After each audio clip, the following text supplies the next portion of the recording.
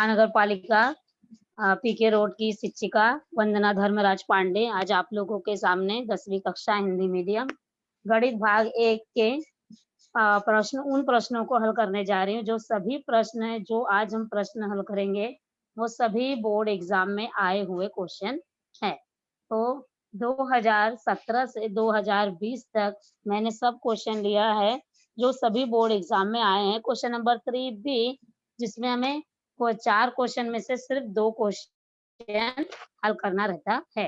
तो हमें हर एक चैप्टर से, हर एक प्रकरण से कुछ क्वेश्चन लिया गया है जो बोर्ड एग्जाम में आए हुए हैं। सभी प्रश्नों को आज हम हल करेंगे। ठीक है, चलिए हल करते हैं।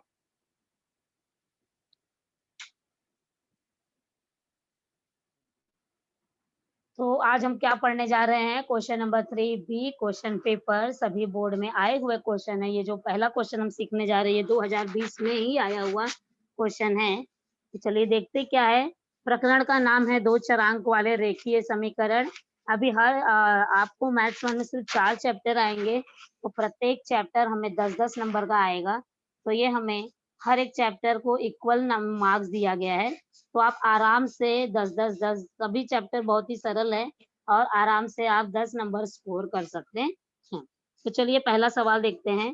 प्रकरण 1 का पहला सवाल जो है, 2 संख्याओं का अंतर 3 है और बड़ी संख्या बड़ी संख्या का 3 गुना और छोटी संख्या के दुगने का योगफल 19 है, तो वे संख्याएं ज्ञात करो।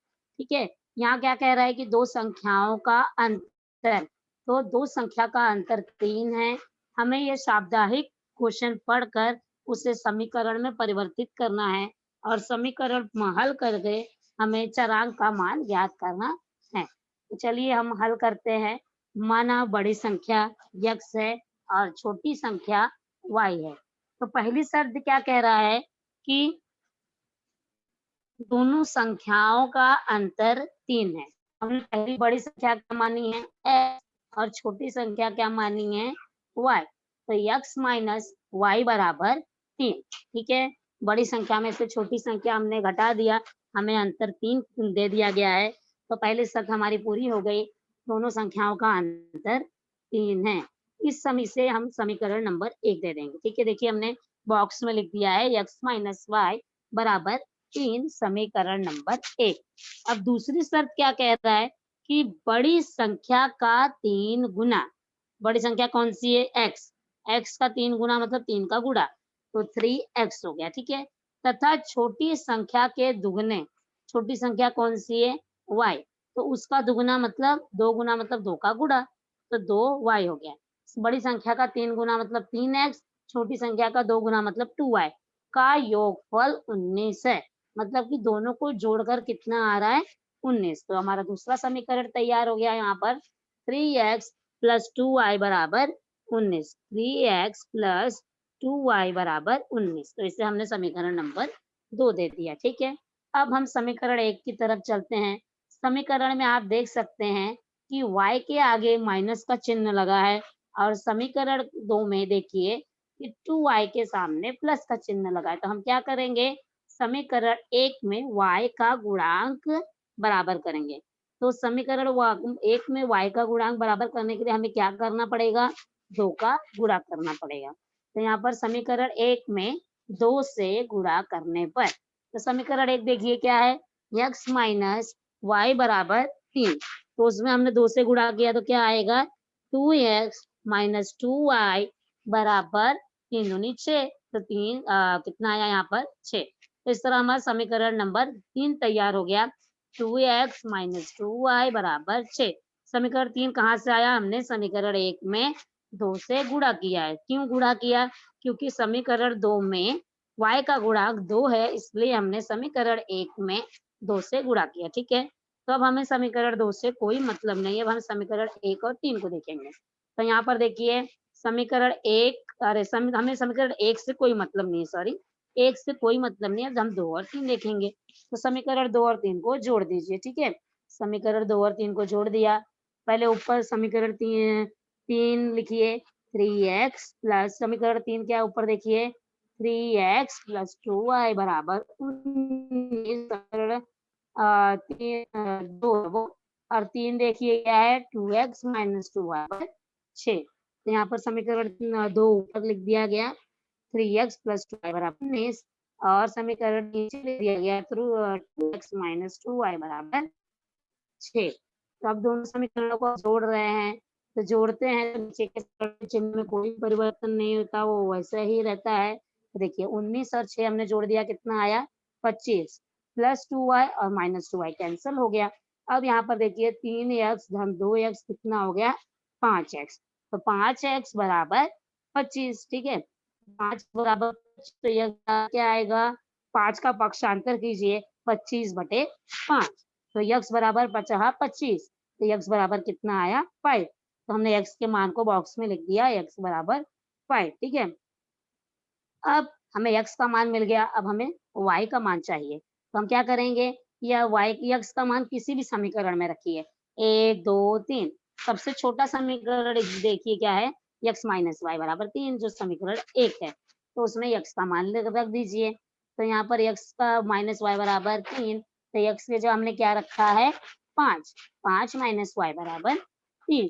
फिर यहाँ पर देखिए पक्षांतर कीजिए 5 का उस तरफ, दाईं तरफ जब हम पक्षांतर करते हैं चिन्ह में परिवर्तन होता है, तो माइनस वाई बराबर 3 माइनस 5, तो माइनस वाई बराबर 3 में से 5 गया तो कितना आया -2। अब देखिए बाएं पक्ष में भी माइनस है, दाएं पक्ष में भी माइनस है, तो माइनस माइनस कैंसिल हो गया, तो y बराबर कितना आ गया 2। अर्थात बड़ी संख्या यानी कि x बराबर 5, छोटी संख्या यानी कि y बराबर 2। तो वो संख्याएं कौन कौन सी है, 5 और 2। Very simple. 2020 में, सॉरी 2019 में ये आया हुआ क्वेश्चन है। ठीक है, सारे क्वेश्चन जितने भी हल किए जा रहे हैं सब बोर्ड एग्जाम में आए होते हैं। तो हमने कौन संख्याएं क्या प्राप्त हुई, वह संख्याएं कौन कौन सी है, 5 और 2। ठीक है, चलिए आगे का प्रश्न देखते हैं। 1.5 का तीसरा क्वेश्चन है, ये भी आया हुआ बोर्ड एग्जाम में क्वेश्चन है। चलो देखते क्या लिखा है क्वेश्चन। 1.5 का तीसरा क्वेश्चन, पिता की आयु में पुत्र की आयु का दुगना जोड़ने पर योगफल 70 प्राप्त होता है, और पुत्र की आयु में पिता की आयु का दुगना जोड़ने पर 95 प्राप्त होता है। तो दोनों की वर्तमान आयु ज्ञात करो, मतलब दोनों की अभी की आयु ज्ञात करो। चलो हम लोग हल मान लेते हैं कि पिता की आयु x वर्ष और पुत्र की आयु कितनी है y वर्ष है, बराबर है। मान लिया हमने पिता की आयु x वर्ष और पुत्र की आयु y वर्ष। प्रथम शर्त क्या कह रहा है कि पिता की आयु में यानी कि x में पुत्र की आयु का दुगना, पुत्र की आयु क्या है y, और उसका दुगना करेंगे तो क्या होगा 2y, जोड़ने पर योगफल कितना आ रहा है 70। तो पिता की आयु में पुत्र की आयु का दुगना जोड़ने पर 70 आ रहा है, तो पिता की आयु x, पुत्र की आयु का दुगना यानी 2y, तो x प्लस 2y बराबर 70। ये हमें समीकरण नंबर 1 मिल गया। ठीक है, अद्वितीय शर्त क्या कह रहा है कि पुत्र की आयु में पिता की आयु का दुगना, यानी कि पुत्र की आयु क्या है y और पिता की आयु क्या है x, और x का दुगना यानी कि 2x, जोड़ने पर 95 प्राप्त होता है। तो y मतलब पुत्र की आयु प्लस पिता की दुगनी आयु मतलब 2x बराबर 95। तो इसलिए हमने पहले 2x लिखेंगे, 2x प्लस y बराबर 95, 2x प्लस y बराबर 95, समीकरण नंबर 2। तो इस तरह हमने प्रथम शर्त और द्वितीय शर्त करके 2 समीकरण प्राप्त कर लिए। अब आप देख सकते हैं कि समीकरण 1 और 2 में हम क्या करेंगे, y का गुणांक बराबर करेंगे। तो समीकरण में 1 में y के साथ क्या गुणांक है 2, समीकरण 2 में y के साथ क्या है 1, तो हम क्या करेंगे समीकरण 2 में 2 से गुणा करेंगे। तो समीकरण 2 में 2 से गुणा किया गया तो क्या आया है 2x की जगह 4x, y की जगह 2y, 95 गुणे 2 इज इक्वल टू 190, 190। ठीक है, इस तरह हमें समीकरण 3 मिल गया। अब हम समीकरण 3 में से 1 को घटाएंगे, समीकरण 3 में से 1 को घटाएंगे। तो ऊपर देखिए समीकरण 3 लिखिए, 4x प्लस 2y बराबर 190 लिख दिया। अब नीचे समीकरण 1 लिखिए, x प्लस 2y बराबर 70। तो जब हम समीकरण को घटाते हैं तो जो नीचे वाला समीकरण रहता है उसका चिन्ह परिवर्तित होता है। यहाँ पर आप देख सकते हैं कि मैंने रेड कलर से चिन्ह परिवर्तित किया है। प्लस 70 को माइनस 70 किया, प्लस 2y को माइनस 2y किया और प्लस x को माइनस x किया। ठीक है, तो आप देख सकते हैं plus 2y minus 2y cancel हो गया, 190 में से 70 गया तो 120 बचा, 4x में से x गया तो कितना बचा 3x। तो 3x बराबर 120। ठीक है, फिर हम क्या करेंगे x का मान निकालेंगे। 3x बराबर 120, 3 का पक्षांतर कीजिए, x बराबर 120 बटे 3। तो यहाँ पर कट करेंगे, 3 चौक 12, तो x बराबर 40 वर्ष। अब x बराबर 40 वर्ष कौन से सबसे छोटा समीकरण आपको जो लगता है उसमें रखिए। तो x पर मैंने समीकरण 1 लिया है। समीकरण 1 क्या है हमारे पास, देखिए x प्लस 2y बराबर 70। तो हमने लिख दिया x बराबर प्लस 2y बराबर 70, तो x का मान 40 रखिए, x की जगह 40, 40 प्लस 2y बराबर 70। ठीक है, तो 2y बराबर 40 का पक्षांतर कीजिए, 70 माइनस 40। अब 70 में से 40 गया तो कितना आया 30, तो 2y बराबर 30। तो y बराबर क्या आएगा 30 बटे 2, y बराबर 15। अर्थात पिता की वर्तमान आयु x बराबर 40 वर्ष है और पुत्र की वर्तमान आयु कितनी है 15 वर्ष। ठीक है, तो हमने साप्ताहिक प्रश्न पढ़कर समीकरण तैयार किया और उन समीकरण को जो घटाने दिए घटाकर गुणांक बराबर करके घटाकर दोनों की आयु वर्तमान आयु पता कर ली। चलिए देखिए, यह है दूसरा चैप्टर हमारा प्रकरण 2 वर्ग समीकरण। ठीक है, वर्ग समीकरण का 2.4 का तीसरा क्वेश्चन। सभी टेक्स्ट बुक के सवाल है और ये सभी बोर्ड एग्जाम में आए हुए क्वेश्चन है। ठीक है, तो 2.4 का तीसरा यहाँ पर देखिए कि क्या लिखा है, एक्स स्क्वायर प्लस 2 करने में 3x प्लस 3 बराबर 0। एक्स स्क्वायर प्लस 2 करने में 3x प्लस 3 बराबर 0। इस समीकरण को सूत्र की सहायता से निम्न प्रकार की आकृति में दी गई जानकारी के अनुसार दी गए हल कीजिए। ठीक है, तो ये आपको चार्ट यहाँ पर फ्लो चार्ट दिया गया है, इसके आधार पर इस समीकरण को हमने हल करना है।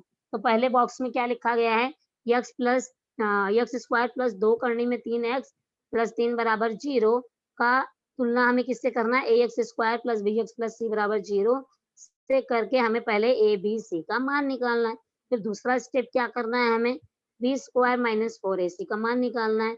थर्ड स्टेप क्या करना है, वर्ग समीकरण हल करने के लिए सूत्र लिखना है। एंड उसके बाद क्या करना है, सूत्र में मान रखकर हमें x का मान ज्ञात करना है। ठीक है, आपको फ्लो चार्ट दिया गया है, नहीं भी दिया गया तो भी आप आराम से कर सकते हैं। हमें एबीसी का मान निकालना है, बी स्क्वायर माइनस 4ac का मान निकालना है, सूत्र लिखना है और सूत्र में अपने को वैल्यू डालना है। ठीक है, चलिए हल, एक्स स्क्वायर प्लस 2 करने में 3x प्लस 3 बराबर 0। इसे समीकरण 1 दे दीजिए, क्योंकि हम बार बार लिख नहीं सकते कि पूरे समीकरण की तुलना इससे करने पर, इसलिए हमने इसको समीकरण 1 लिख दिया। समीकरण 1 की तुलना ax square plus B X plus C बराबर 0 से करने पर, तो a का मान क्या आया 1, है ना। x स्क्वायर के सामने कोई वैल्यू नहीं है, कुछ गुणांक नहीं है, तो हमेशा 1 आता है। ठीक है, अगर कोई नंबर रहता तो वो होता है, जैसे 2 है 3 है, तो यहाँ पर कुछ नहीं है तो a कितना आ गया 1। अब b कितना है यहाँ पर 2 करने में 3, c कितना है 3। तो इस तरह हमने तुलना करके a b c मान निकाल लिया। चलिए बी स्क्वायर माइनस 4ac निकालते हैं। तो बी स्क्वायर माइनस 4ac, अब बी का मान आप देख सकते हैं कितना है 2 करने में 3, तो 2 करने में 3 का वर्ग माइनस 4ac, तो 4a का मान कितना है 1 और c का मान कितना है 3, तो 4 इंटू 1 इंटू 3। अब देखिए, तो अब यहाँ पर हमने लिख दिया बी स्क्वायर माइनस 4ac, 2 करने में 3 का वर्ग माइनस 4 गुणे 1 गुणे 3, तो 2 का वर्ग कितना होता है 4, करने में 3 का वर्ग 3। किसी कोई भी संख्या अगर करने में है तो उसका वर्ग क्या आ जाएगा, वही संख्या आएगी, बस करनी हट जाएगा। तो वही यहाँ पर किया गया है 4 करनी, 4 गुणे 3। अब यहाँ पर माइनस 4 एकम 4, 4 तिहाई 12, तो यहाँ पर 12 आ गया। फिर से देखिए 2 का वर्ग 4, तो 4 लिखा है, करने में 3 का वर्ग 3, तो 4 तिहाई 12 माइनस 12 0। तो यहाँ पर आप देख सकते हैं बी स्क्वायर माइनस 4ac बराबर कितना आया है 0। ठीक है, तो बी स्क्वायर माइनस 4ac हमारा 0 आ गया। अब आगे का स्टेप हमें क्या करना है, सूत्र लिखना है। आप स्टेप बाय स्टेप सवाल करेंगे तो आपको पूरे के पूरे नंबर मिलेंगे। जैसे आपने एबीसी निकाल लिया तो आधा नंबर वहां पर मिल गया, बी स्क्वायर माइनस 4ac निकाल लिया तो आधा नंबर वहां पर मिल गया। फिर हमने सूत्र लिख दिया, यक्स बराबर माइनस बी प्लस और माइनस करने में बी स्क्वायर माइनस 4ac। तो सूत्र पे आपको आधा आया, एक नंबर मिल गया। अब इसमें मान रखिए, अभी यक्स बराबर बी का मान हम देख सकते हैं कितना, यहाँ पर देखिए 2 करने में 3। हमने यहाँ पर बी मान लिया, बी के आगे सूत्र में माइनस है, इसके लिए यक्स बराबर, सूत्र हमेशा बॉक्स में लिखेंगे तो आगे दिखेगा और सही है उस पे एग्जामिनर आपको पटक से 1 नंबर दे देगा। ठीक है, तो यहाँ पर देखिए बी का मान हमने रख दिया 2 करने में 3 प्लस और माइनस, और बी स्क्वायर माइनस 4ac हमने 0 निकाला, इसके लिए करने में 0 बटे 2a। तो 2 और a का मान देख सकते हैं कितना है ऊपर 1। ठीक है, तो 2 गुणे 1, तो यहाँ पर 0 का तो 0 जो है उसका वर्गमूल भी 0, वर्ग भी 0, सब 0। तो इसके लिए यक्स बराबर माइनस करने में -2 करने में 3 बटे 2 प्लस 0। ठीक है, तो यहाँ पर आप देख सकते हैं 2 2 हमने काट दिया और यक्स बराबर क्या बचा, सिर्फ माइनस करने में 3 प्लस और माइनस 0। तो यक्स बराबर माइनस करने में 3 और माइनस करने में 3, हमने माइनस करने में 3 को 0 में जोड़ा, प्लस 0 में जोड़ा तो भी माइनस करने में 3 आएगा, माइनस करने में 3 को माइनस 0 में जोड़ा तो भी वो माइनस करने में 3 आएगा। 2 बार क्यों माइनस करने में 3 लिखा गया है, क्योंकि ये वर्ग समीकरण है और x की घात 2 है, इसके लिए हमेशा x का 2 मान आएगा। तो यहाँ पर इस समीकरण का हल क्या है, माइनस करने में 3 तथा माइनस करने में 3। यह भी बहुत अच्छा क्वेश्चन है और एग्जाम में आया हुआ क्वेश्चन है। ठीक है, चलिए आगे है प्रश्न संग्रह 2.6, 2.6 का चौथा क्वेश्चन। विवेक किशोर से 5 वर्ष से बड़ा है, विवेक किशोर से 5 वर्ष से बड़ा है, इनके इनके गुणात्मक प्रतिलोम, इनके आयु का जो गुणात्मक प्रतिलोम का योगफल कितना है, यहाँ पर गुणात्मक प्रतिलोम का योगफल जो है 1/6 हो तो उनकी वर्तमान आयु ज्ञात करें। चलिए हम हल करते हैं इसे। माना कौन बड़ा है पहले वो देखिए, विवेक किशोर से 5 वर्ष बड़ा, विवेक बड़ा है तो हमें किसकी आयु माननी होगी, किशोर की। तो मान लिया किशोर की वर्तमान आयु 10 वर्ष है, तो जब विवेक उससे 5 साल बड़ा है तो विवेक की वर्तमान आयु क्या हो गई, x प्लस 5। तो किशोर जब x वर्ष का है तो विवेक की वर्तमान आयु x प्लस 5 वर्ष है। इनके गुणात्मक प्रतिलोम, गुणात्मक प्रतिलोम मतलब सबकी आयु का उल्टा। जैसे 1/x है तो सॉरी x है तो 1/x, y है तो 1/y, z है तो 1/z, समझ में आ रहा है। 5 है तो 1/5, 4 है तो 1/4। ठीक है, तो गुणात्मक प्रतिलोम यानी कि उल्टा।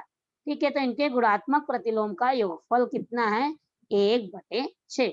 तो हम लोग किशोर की वो गुणात्मक प्रतिलोम क्या होगा आयु का, 1/x, और विवेक का वर्तमान आयु का गुणात्मक प्रतिलोम कितना होगा, 1/x प्लस 5।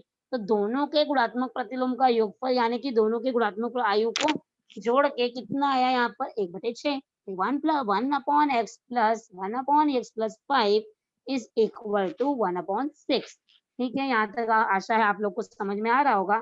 ठीक है, अब हम यहाँ पर जो बायां पक्ष है उसको पहले हल करेंगे। बायां पक्ष हमारे पास क्या लिखा है, 1/, दोनों के गुणात्मक प्रतिलोम की आयु का योगफल 1/6 है। तो किशोर की आयु का योगफल गुणात्मक प्रतिलोम यानी कि 1/x, धन विवेक की आयु का गुणात्मक प्रतिलोम 1/x प्लस 5 बराबर 1/6। अब तिर्यक गुणा कीजिए, x प्लस 5 का 1 में गुणा किया तो x प्लस 5 ही आया, x का गुणा 1 में किया तो x ही आया। तो ऊपर का जो अंश है वो क्या हो गया, x प्लस 5 प्लस एक्स बटे नीचे का आप गुणा करेंगे x का गुणा x प्लस 5 में बराबर 1/6। ठीक है, फिर यहाँ पर ऊपर देख सकते हैं x और x 2x आ गया तो 2x प्लस 5 बटे x का गुणा एक्स में किया तो X square plus 5x, x का गुणा 5 में किया तो 5x बराबर 1/6। ठीक है, अब वहाँ यहाँ पर हमें वापस से तिर्यक गुणा करना है। तो ये देखिए यहाँ पर एक्स स्क्वायर प्लस 5x का गुणा 1 में किया तो क्या आया हमारे पास, x square plus 5x। 2x plus 6 में किया तो 6 ब्रैकेट में 2x प्लस 5।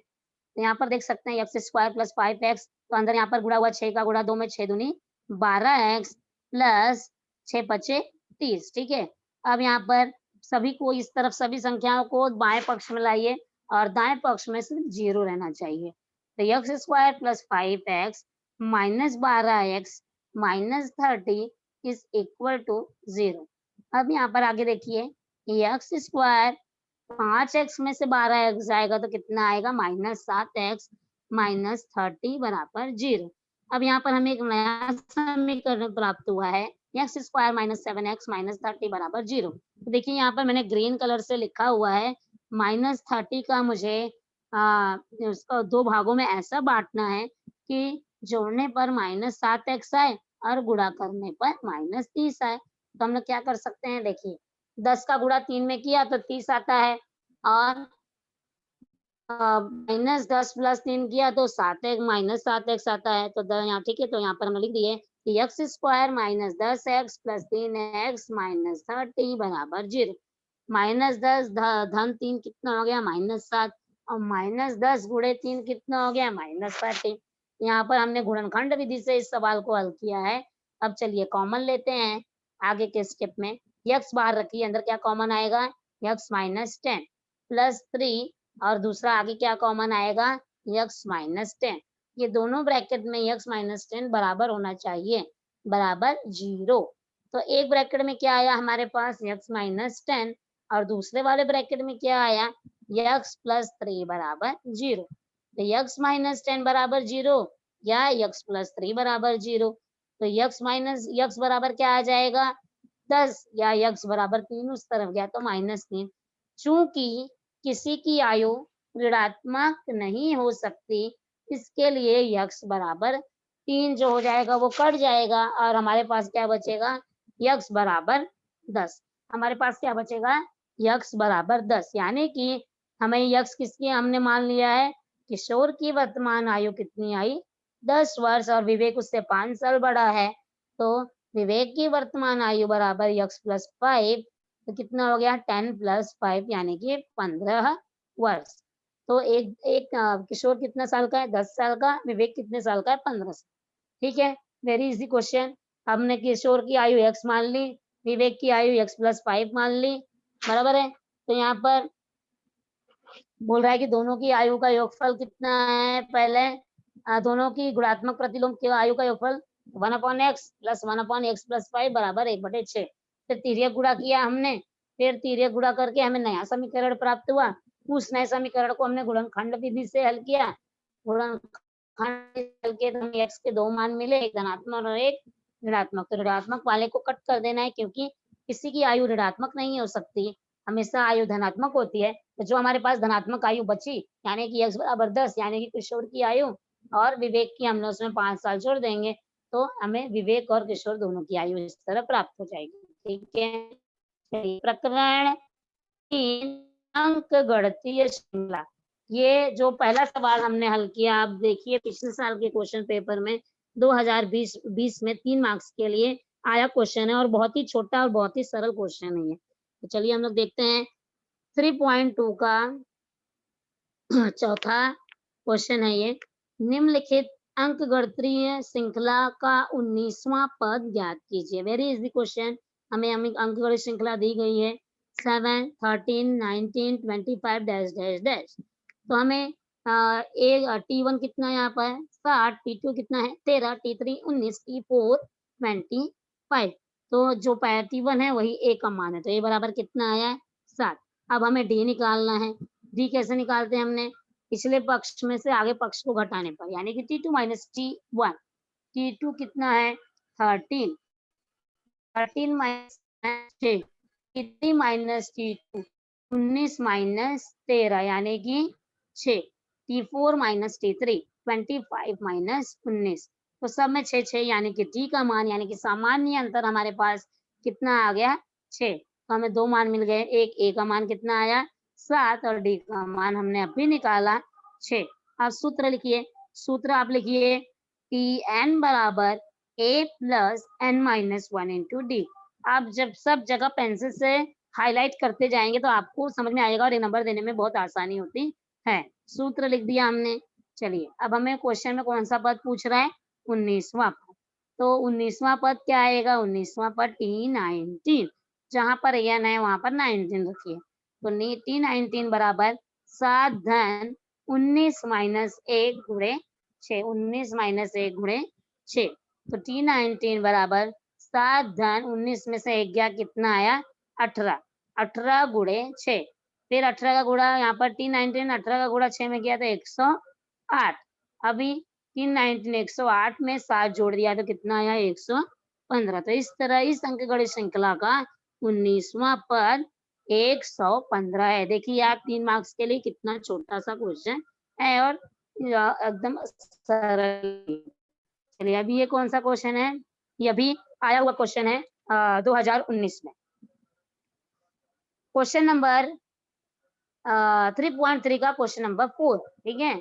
तो किसी अंकगणित श्रृंखला के 4 क्रमिक पदों का योगफल 12 है, बराबर है, तथा उनके 4 क्रमिक पदों में से तृतीय पद यानी कि तीसरा पद और चौथे पद का योगफल 14 है, तो वे 4 क्रमिक पद ज्ञात कीजिए। हमें ब्रैकेट में 4 क्रमिक पद दिया गया है। पहला पद है ए माइनस डी, दूसरा पद है ए, तीसरा पद है ए प्लस डी और चौथा पद है ए प्लस 2 डी, ठीक है, ए प्लस 2 डी, ठीक है। तो चलिए पहले हम हल लिखेंगे।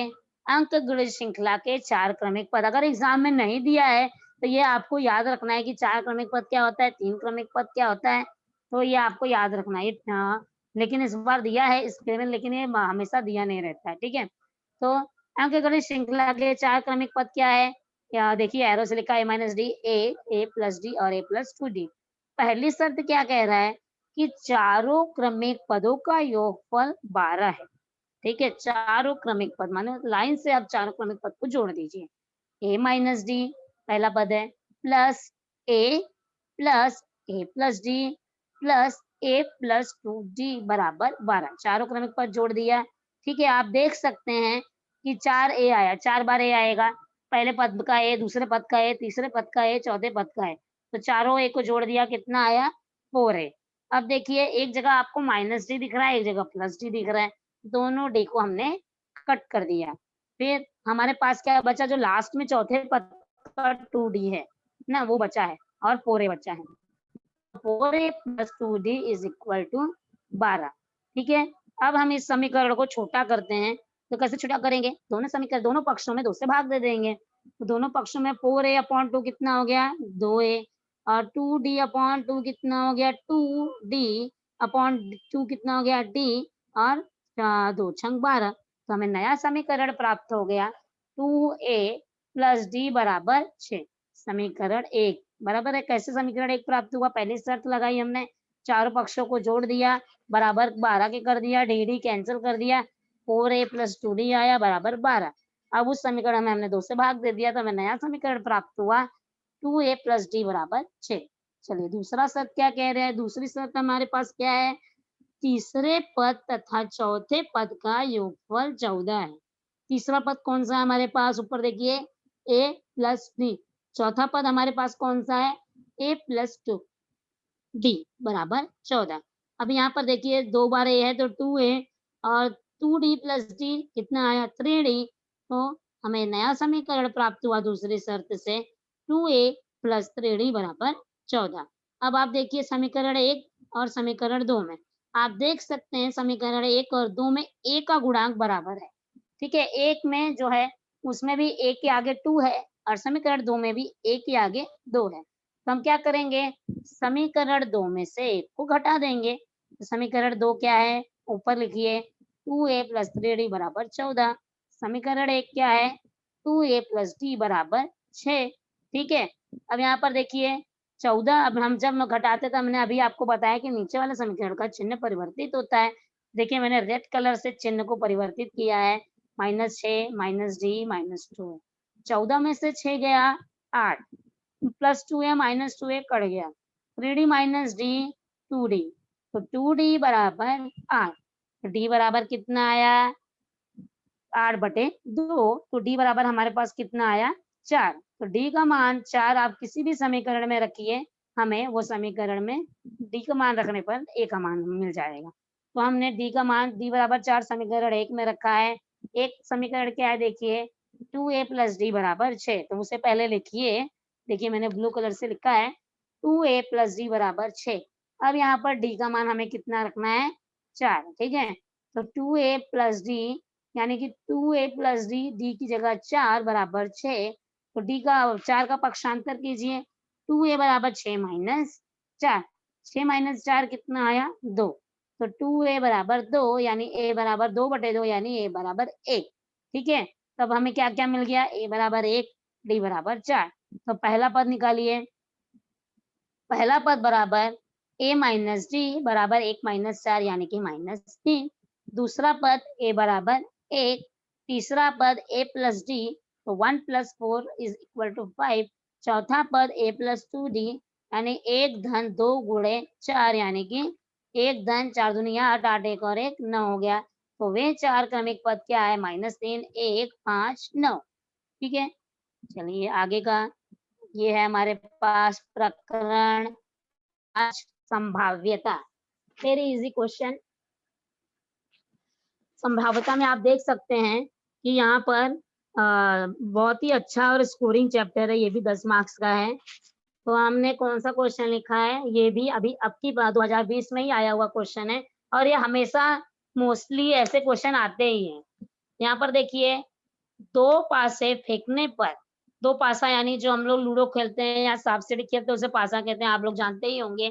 तो घटना ये क्या कह रहा है, घटना ये कह रहा है कि जब हम पासा फेंकते हैं, घटना ए के लिए शर्त ऊपरी पृष्ठभाग पर स्थित संख्याओं का योगफल 6 का गुणज है। घटना बी, घटना बी के लिए शर्त ऊपरी पृष्ठभाग पर आने वाली संख्याओं का योगफल कम से कम 10 है, ठीक है। घटना सी, दोनों ऊपरी पृष्ठभाग पर आने वाली संख्याएं समान है यानी कि सेम है। तो आप हर एक घटना को अच्छे से पढ़कर तभी हम उसको लिख सकते हैं, ठीक है। अब ऊपर दिए गए प्रयोग में पहले हमें क्या लिखना है, नमूना अवकाश। हमें क्या लिखना है पहले, वो नमूना अवकाश हमने एस, ठीक है। फिर उन नमूना अवकाश के घटकों की संख्या भी लिखनी है एनएस। समुच्चयों की सहायता से घटनाएं भी लिखनी है ए बी सी, और एन ए लिखना है, एन बी लिखना है और एन सी लिखना है। और हर एक घटना की हमें संभाव्यता भी ज्ञात करनी है, ठीक है। चलिए स्टार्ट करते हैं, बहुत ही अच्छा क्वेश्चन है। दो पासे फेंकने पर नमूना अवकाश क्या आएगा, एस बराबर धनु कोष्टक। तो या पहले दोनों पासों पे एक एक आ सकता है, तो एक के साथ सभी संख्याएं आ सकती है, यानी कि पहले पासे पे एक आया तो दूसरे पे एक भी आ सकता है, 2 3 भी आ सकता है, 4 भी आ सकता है, 5 भी आ सकता है और 6 भी आ सकता है, ठीक है। तो यहाँ पर देखिए पहले हमने लिख दिया पहली लाइन में एक के साथ एक एक, एक दो, एक 3, एक 4, एक 5, एक 6। फिर यहाँ पहले पासे पे अगर 2 आया तो दूसरे पासे पे कुछ भी आ सकता है, 1 2 3 4 5 6, ठीक है। वैसे यहाँ पर लिख दिया 2 1 2 2 2 3 2 4 2 5 2 6। उसी प्रकार 3 1 3 2 3 4 3 3 3 4 3 5 3 6, 4 के साथ 4 1 4 2 4 3 4 5 4 6, 5 1 5 2 5 3 5 4 5 5 5 6, 6 1 6 2 6 3 6 4 6 5 6 6, ठीक है। आप कॉमा लगाना मत भूलिए हर एक घटक के बीच में। आप देख सकते हैं कि ब्रैकेट के अंदर एक एक लिखा है, उसके बीच में भी कॉमा है, और जब ब्रैकेट क्लोज है तो वो बाहर भी कॉमा है, फिर दूसरा ब्रैकेट चालू हो रहा है, ठीक है। तो इस तरह हमें घटकों के बीच में कॉमा लगाना और घटक के अंदर के भी बीच में कॉमा लगाना जरूरी है। और धनु कोष्टक बंद, धनु कोष्टक से स्टार्ट कीजिए, धनु कोष्टक बंद। अब यहाँ पर आप गिनेंगे नमूना अवकाश के घटकों की संख्या यानी एन एस, टोटल कितना आएगा 36, ठीक है। टोटल कितना आया यहाँ पर 36। ये बहुत ही दो एक बार लिखेंगे आपको इस पे आधा नंबर मिल गया। एन एस लिखिए, फिर NS बराबर 36। अब आप घटना ए क्या कह रहा है कि ऊपरी पृष्ठभाग पर, यानी कि जो लूडो की गोटी है ऊपर जो हमें देखते हैं, उन संख्याओं का योगफल जो है 6 का गुणज है। तो मतलब कि दोनों पासों को जोड़ना है और जोड़ने के बाद क्या आना चाहिए, 6 का गुणज। ठीक है, तो चलिए देखते हैं 6 की गुणज, यानी 6 के पहाड़े में आना चाहिए। ठीक है, 6 के पहाड़े में। तो आप देख सकते हैं कि ए बराबर धनु कोष्टक 1 5, तो 1 5 को जोड़ेंगे तो कितना आया 6। फिर दूसरा क्या है 2 4, 2 4 को जोड़ेंगे कितना आया 6। फिर तीसरा है 3 3, 3 3 को जोड़े तो कितना आया 6। फिर चौथा है 4 2, 4 2 को जोड़े तो कितना आया 6। और पांचवा है 5 6, 5 और 1 को जोड़े तो कितना आया 6। और लास्ट है 6 6 यानी कि 12, यानी कि 6 दूनी 12। तो मतलब कि बोल रहे हैं कि ऊपरी पृष्ठभाग पर जो आएगा दोनों लूडो की गोटी पर, वो दोनों को जोड़ के 6 के पहाड़े में आना चाहिए। ठीक है, तो इस तरह हमने 1 5 2 4 3 3 4 2 5 1 6 6 लिख दिया।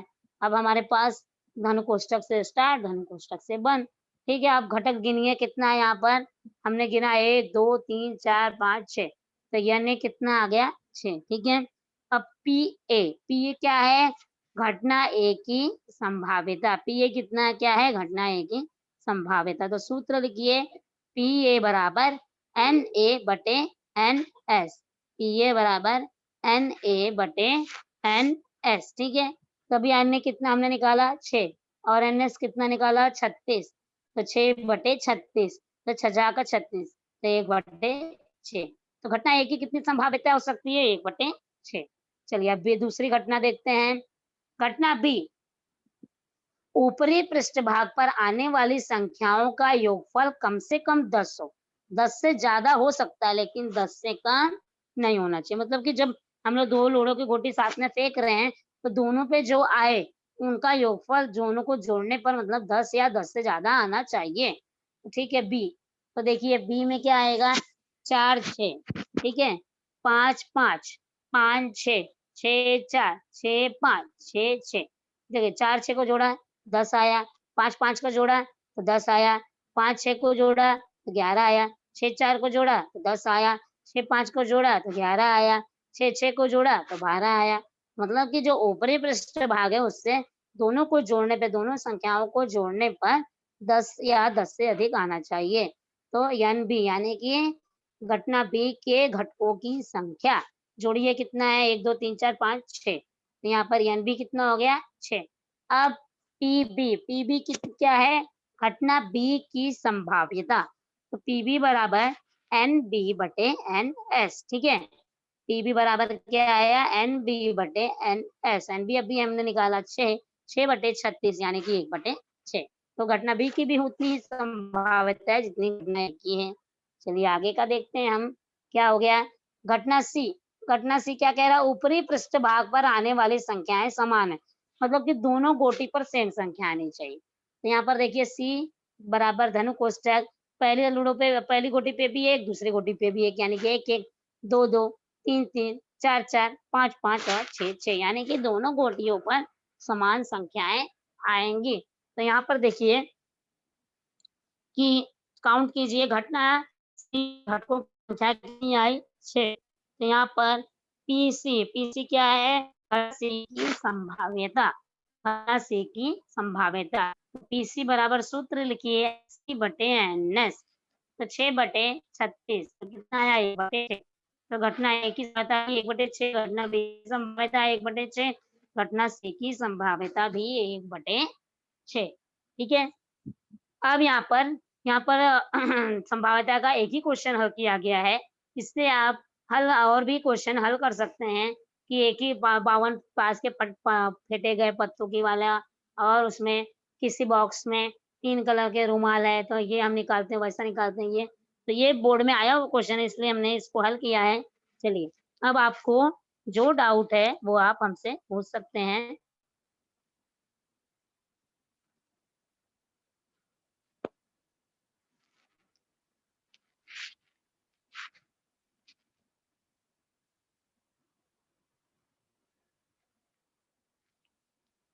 निशा ठाकुर, हाँ बोलो बेटा पूछो।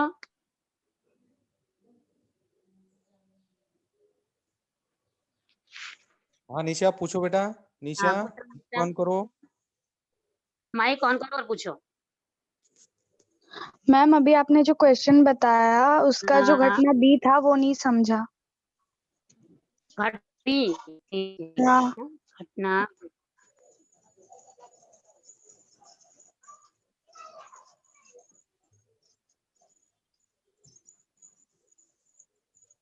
घटना भी देखी। अभी ऊपर भाग पर आने संख्या का योगफल कम से कम 10 होना चाहिए। तो आप ऊपर यहाँ पर ऊपर देखिए लिखा है दोनों को जोड़ने पर 10 आना चाहिए। जो पहला पास है उसका पास। एक एक को जोड़ेंगे तो 10 आएगा क्या? नहीं आएगा। आएगा? Hello Nisha. Nisha mike on करो बेटा। हाँ हाँ माइक ऑन करके मैं बता रही बेटा थोड़ा जो तो बोल रहा है कि जो दोनों पासों का है, जितना दोनों को जोड़ेंगे तो 10 या 10 अधिक होंगे। तो हमें देखना है कहाँ होता है। तो आपको एक वाली लाइन में तो दोनों को जोड़ेंगे तो 10 नहीं मिलेगा। दूसरी लाइन में भी जोड़ेंगे दोनों को जोड़ेंगे तो 10 नहीं मिलेगा।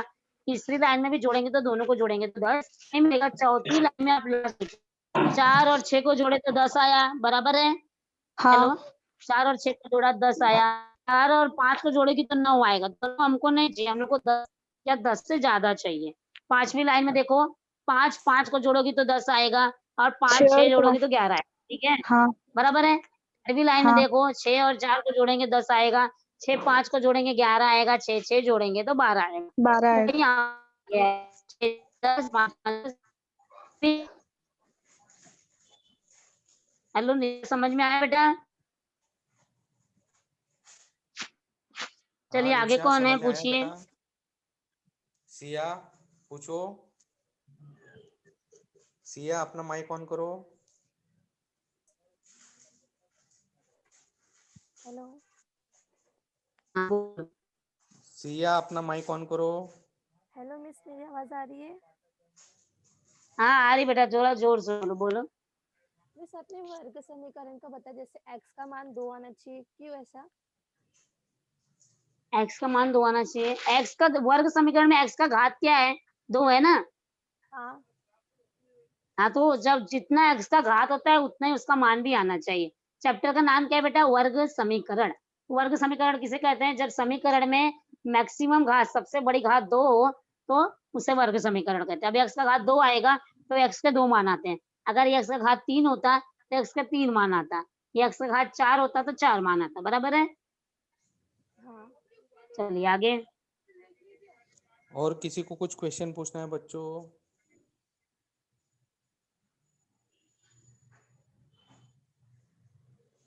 और किसी को कुछ क्वेश्चन पूछना है इस टॉपिक से संबंधित? ये अपना हाथ सभी उठाना क्वेश्चन है। बोर्ड एग्जाम में आए हुए क्वेश्चन, तो आप सभी ये सब हल कीजिए ताकि इसका रिवीजन हो जाएगा। हो सकता है इसमें से कोई क्वेश्चन वापस रिपीट हो जाए तो आप आराम से हल कर सकते हाँ ठीक है मैडम, बच्चों को अच्छे से समझ में आया। हैं। हाँ, सर किसी का हाथ ऊपर नहीं दिखाई दे रहा है।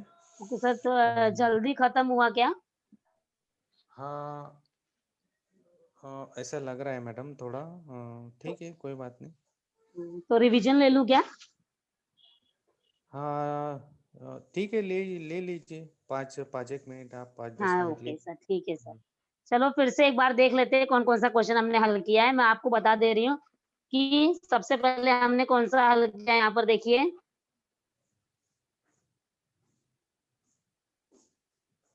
ये पहले हमने क्या हल किया है? दो संख्याओं का अंतर, दो चरांक वाले समीकरण में से यह प्रश्न हल किया। आप क्वेश्चन 2020 का क्वेश्चन पेपर निकाल के देखेंगे तो ये क्वेश्चन 3 नंबर के लिए आया हुआ है। फिर उसके बाद मैं आपको सब बता दे रही कि कौन कौन से क्वेश्चन, सब इसमें सारे क्वेश्चन आए हो। पिता की आयु पुत्र की आयु, ये 2019 में क्वेश्चन आया हुआ है।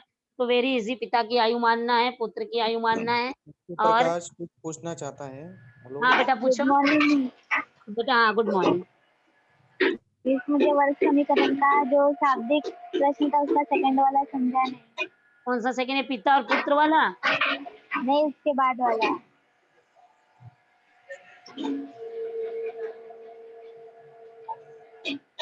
ये नहीं नहीं इसके आगे का।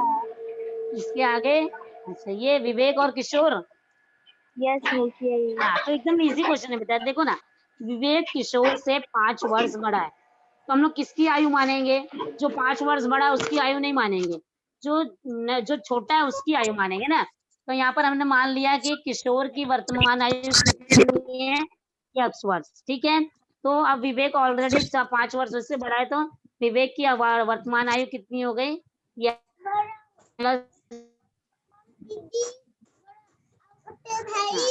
ठीक है, आवाज नहीं आती। अब उनके गुणात्मक प्रतिलोम मतलब उल्टा। अगर x है तो 1/x, y है तो 1/y, और x+5 है तो 1/x+5 बराबर 1/6। तो उनके गुणात्मक प्रतिलोम का योगफल कितना है? 1/6। क्वेश्चन में दिया गया है ना, देखो ना। ठीक, तो हम लोग विवेक की आयु प्लस किशोर की आयु बराबर 1/6, तो 1/x प्लस 1/x+5 बराबर 1/6। ठीक है, तो अब हम क्या करेंगे? जो बायां पक्ष है उसको पहले तिर्यक गुणा करके हल करेंगे। तो हमने तिर्यक गुणा किया तो x+5 प्लस x+5 1/6। वहां पर हल करके हमें नया समीकरण मिलेगा। तो हमें नया समीकरण क्या मिला? x² - 7x - 30 = 0। उसे हमने गुणनखंड विधि से हल किया, तो हमें x का 2 मान आया, x बराबर 10 और x बराबर -3। किसी की आयु तो ऋणात्मक नहीं हो सकती, तो इसके लिए जो किशोर है, अरे किशोर की आयु 10 वर्ष हो गई और विवेक की आयु x+5 यानी कि 15 वर्ष हो गई। अभी समझ में आया बेटा?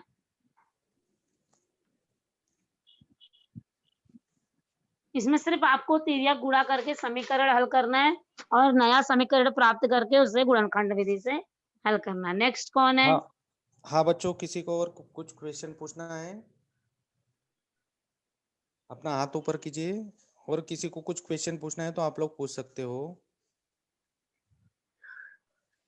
शायद किसी बच्चे का हाथ ऊपर नहीं दिख रहा है मैडम, उनको अच्छे से समझ में आया। ठीक है ओके, मैडम, धन्यवाद। धन्यवाद। Thank you. नमस्कार। नमस्कार मैडम।